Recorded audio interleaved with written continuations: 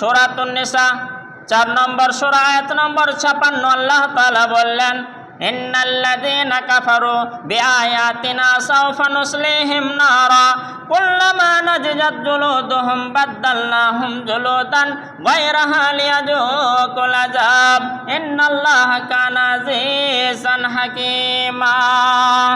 কে সুন্দর আল্লাহ তাআলার বাণী। আল্লাহ রাব্বুল আলামিন সূরা নিসা 56 নম্বর আয়াতের মধ্যে বলে দিলেন, নিশ্চয় যে সমস্ত লোকেরা কুফরি করবে, অস্বীকার করবে, ইন্নাল্লাযীনা কাফারু বিআয়াতিনা, নিশ্চয় যারা অস্বীকার করবে, অস্বীকার করলো আমার আয়াতগুলিকে, নিদর্শনগুলিকে, ফাসাউফা নুসলিহিম নারা, তাদেরকে আমি জাহান্নামে নিক্ষেপ করব, খুবই তাড়াতাড়ি জাহান্নামে নিক্ষেপ করব। কুল্লামা নাজিজাত জুলুদুহুম, তাদের চামড়াগুলি যখন পুড়ে যাবে, আগুনের জাহান্নামে নিক্ষেপ করার সঙ্গে সঙ্গে চামড়াগুলি যখন কাফেরদের পড়ে যাবে, বাদদালনাহুম জুলুদান, আল্লাহ বলছেন আবার নতুন চামড়া দিয়ে আমি পরিবর্তন করে দেব, গায়রাহা, অন্য চামড়া দিয়ে, লিয়াযুকুল আযাব, যাতে করে তারা শাস্তি খেতে থাকে। চামড়া পুড়ে একবার শেষ হয়ে যাবে, আবার চামড়া নতুন করে দেব, আবার পুড়ে যাবে, আবার নতুন করে দেব। আল্লাহ তাআলা কাফেরদের এরকমই শাস্তি দিতে থাকবেন। ইন্নাল্লাহা কানা আজিজান হাকীমা, নিশ্চয় আল্লাহ তাআলা কঠিন শক্তিশালী এবং হিকমতদার। 1 নম্বর দলিল শুনে নিলাম। 2 নম্বর আসুন, সূরাতুল আরাফ 7 নম্বর সূরা আয়াত নম্বর 40 আল্লাহ তাআলা সার্টিফিকেট দিলেন কাফেরদের ব্যবহারের, চরিত্রের। ইন্নাল্লাযীনা কাযযাবু বিআয়াতিনা, নিশ্চয় যারা মিথ্যা মনে করলো আমার আয়াতগুলিকে, আমার নিদর্শনগুলিকে, ওয়াস্তাকবারু আনহা, এবং তাকাব্বুর করলো, অহংকার করলো।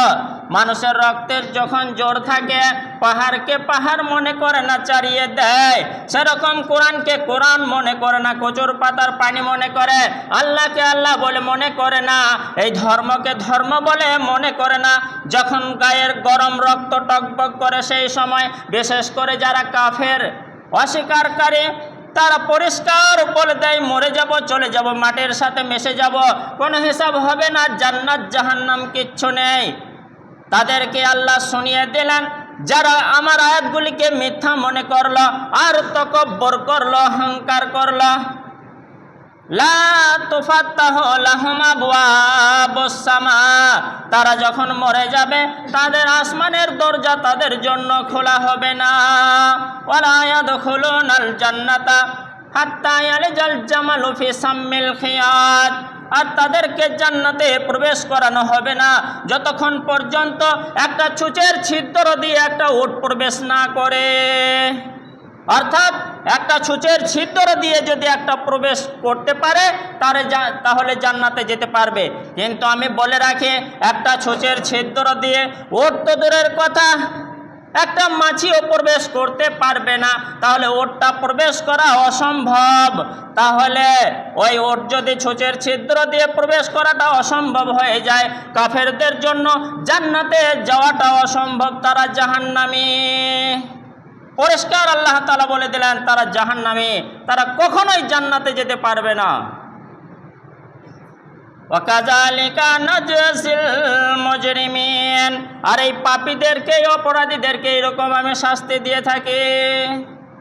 তারপরে তাদের আরো শাস্তির কথা বললেন, লাহুম মিন জাহান্নামা মিহাদুন, তাদের জন্য জাহান্নামের আগুনের বিছানা থাকবে। বিছানা ছাড়া তো আমরা শুতে চাই না, তো জাহান্নামের আগুনের বিছানা থাকবে। ওয়া মিন ফাওকিহিম গাওয়াশিন, আর আমরা ঢাকানি, লেপ কাঁথা, বেড কভার ইত্যাদি, তো জাহান্নামে তাদের শোয়ার পরে যে ঢাকা আচ্ছাদন, সেই আচ্ছাদনটাও থাকবে আগুনের। ওয়াকাযালিকা নাজজিজ জালিমিন, আমি এরকমই সেই জালেমদেরকে শাস্তি দিয়ে থাকি, পরিণাম দিয়ে থাকি। তারপরে এবার একটা হাদিস শোনাই, সহিহ মুসলিমের হাদিস, জান্নাত জাহান্নাম কিতাব অধ্যায় থেকে। আন আবি হুরায়রা রাদিয়াল্লাহু তাআলা আনহু আন রাসূলিল্লাহ সাল্লাল্লাহু আলাইহি ওয়াসাল্লাম, হযরত আবু হুরায়রা তিনি রাসূলুল্লাহ সাল্লাল্লাহু আলাইহি ওয়াসাল্লাম থেকে বর্ণনা করে শোনাচ্ছেন। তিনি বলছেন, ইন্নাহু লা ইয়াতি ইয়াউমাল কিয়ামাহ আর রাজুলু সামিনু আজিমু, তিনটে তার সিফতে গুণবাচক নাম দিয়ে দিলেন একটা মানুষের। ইন্নাহু লা ইয়াতির রাজুলুল আজিমু সামিনু ইয়াউমাল কিয়ামা, নিশ্চয় ওই মানুষকে কিয়ামতের দিনে নিয়ে আসা হবে। কোন মানুষকে? যে মোটা, তরতাজা, হৃষ্টপুষ্ট, সম্মানীয়, মর্যাদা পান। এখানে আমার মোটা বলতে ওজনের দিক থেকে, আকারের দিক দিয়ে মোটা এটা ভাবলে হবে না। দুনিয়াতে যার প্রচুর শক্তি, দুনিয়াতে যার প্রচুর ক্ষমতা, যার রাজত্ব, যার হায়াত, যার বিস্তার অনেক বেশি প্রভাবশালী, যে দিনের পর দিন, রাতের পর রাত কোরআনের এগেনস্টে চলেছে, দিনের শরীয়তের এগেনস্টে চলেছে, বিরোধিতা করেছে, অন্যায় অস্বীকার করেছে, দিনের ক্ষতি করে চলেছে, সেই মোটা মোটা লোকগুলিকে সামনে নিয়ে আসা হবে। ওয়ালা ওয়াজিনু ইনদাল্লাহি জানাহা বাউজা, আর তার ওজনটা দুনিয়াতে 1 কুইন্টাল, 2 কুইন্টাল, 5 কুইন্টাল হতে পারে, টন টন হতে পারে, কিন্তু আল্লাহর কাছে তার ওজনটা একটা মাছি মশার ডানার সমতুল্য হবে না। বুঝতে পারলেন? একটা মাছি মশার ডানার কতটা ওজন? স্বর্ণকারের দাড়িপাল্লায় ওজন করবেন তো আসবে না যেন মনে হয়। তো সেই আল্লাহ তাআলা মোটামুটি লোকগুলিকে হাসরের মাঠে আনা করাবেন, কাফেরগুলিকে, এবং তার ওজন দুনিয়াতে অনেক বেশি ছিল, তার শক্তিশালী মান মর্যাদা সম্মান ক্ষমতা দুনিয়াতে অনেক বেশি ছিল, কিন্তু হাসরের মাঠে একেবারে মাছির ডানার সমতুল্য হবে না।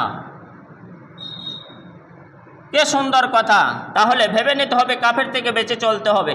কাফের জালেমদের ওপর অভিশাপ আল্লাহ দিলেন, আরও দিলেন, আরও দিলেন, আরও কেউ দিলেন।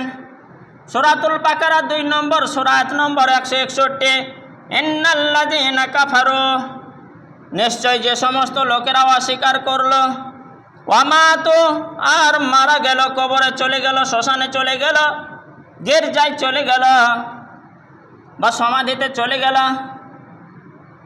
ওয়াহুম কুফার, সে একেবারে অভিশপ্ত কাফের, পাকা কাফের, লাইসেন্স প্রাপ্ত কাফের, সার্টিফিকেট প্রাপ্ত কাফের। আল্লাহ তাআলা বলেন, উলাইকা আলাইহিম লানাতুল্লাহি ওয়াল মালাইকাতি ওয়ান নাসি আজমাইন, ওই যে কুফরি অবস্থায় মারা গেল, কাফের হয়ে মারা গেল, তার উপরে আল্লাহর অভিশাপ, সমস্ত ফেরেশতাদের অভিশাপ, আর সমস্ত মানুষের অভিশাপ। তাহলে ভেবে একটু দেখতে হবে, কুফরি অবস্থায় মারা গেলে কোনো আর বাঁচার রাস্তা নাই, রেহাই নাই। আল্লাহর অভিশাপ যার ওপর পড়বে, কোথায় মুক্তি পাওয়া যাবে? ফেরেশতাদের অভিশাপ যার ওপর পড়বে, সে কি আর নাজাত পাবে? এমনকি সমস্ত মানুষের অভিশাপ। হয়তো ভাববো আমার মাইয়েতের জন্য অমুক মানুষ রাহাজারি করছে, ক্রন্দন করছে, কান্নাকাটি করছে, ওয়া করছে, হায় হতাশ করছে। আল্লাহ বললেন, না না, ওই কান্না করা ব্যক্তিরও অভিশাপ থাকবে তার ওপর। তাই সাবধান, লা ইউখাফাফু আনহুমুল আযাব, তার ওপর চরম চরম কঠিনতম শাস্তি থাকবেই থাকবে। ওয়ালা হুম ইউনজারুন, আর তাকে কিন্তু কোনো রকম অবকাশ দেওয়া হবে না, সময় দেওয়া হবে না। তাই এখান থেকে আমরা বুঝতে পারলাম যে কাফেরদের শাস্তি কোরআন ভিত্তিক, হাদিস ভিত্তিক আমরা শুনলাম, আরও অনেক আছে। কাফের থেকে সর্বদা আমাদের বেঁচে থাকতে হবে। শুনলাম, হ্যাঁ, এটা এই কথাগুলি শুনলাম, কোরআনের কথা, মানবো, মানবো, বাড়িতে গিয়ে মানবো, পরে মানবো, সময় লাগবে, কিন্তু বিশ্বাসের ক্ষেত্রে সময় নাই। যখন শুনলাম আসরের পর থেকে বিশ্বাস করব, না না, আপনাকে বসে বসে এখনই বিশ্বাস করতে হবে যে হ্যাঁ, এগুলি কোরআনের কথা। 100তে 100 সত্য, 99 সত্য নয়, 100তে 100ই সত্য।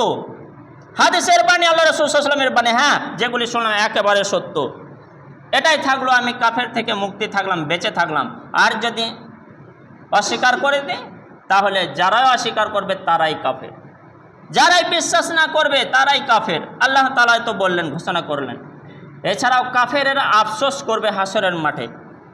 2 বন্ধু পড়াশোনা করতে করতে একজন পড়ে চাকরি পেয়ে গেল, একজন না পড়ে চাকরি হলো না, সে আফসোস করে, হায় আমি যদি পড়তাম আমারও চাকরিটা আজকে হতো, আজকে বসে বসে 60-70 হাজার টাকা মাইনেটাও পেতাম, আফসোস করে মাঝে মাঝে বলে।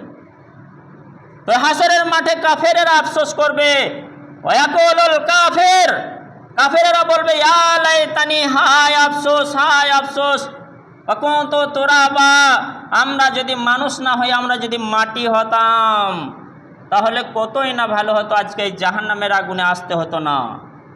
আমরা যদি মাটি হতাম, দুনিয়াতে জ্ঞান আছে, চলছে ফিরছে, উঠছে বসছে, খাচ্ছে, সব করছে, কিন্তু দুনিয়াতে তাদের চোখ খোলে না, জ্ঞান চক্ষু আসে না। হাসরের মাঠে তাকে বলতেও হবে না, বোঝাতে হবে না, কিছুই করতে হবে না, সে নিজে নিজেই বলবে, ইয়া লাইতানি, হায় আফসোস, হায় আফসোস, ওয়াকুনতু তুরাবা, আমি যদি মাটি হতাম কতই ভালো হতো। আর মাটি হয়ে কী লাভ, তুমি মানুষ হয়ে ভালো হতে।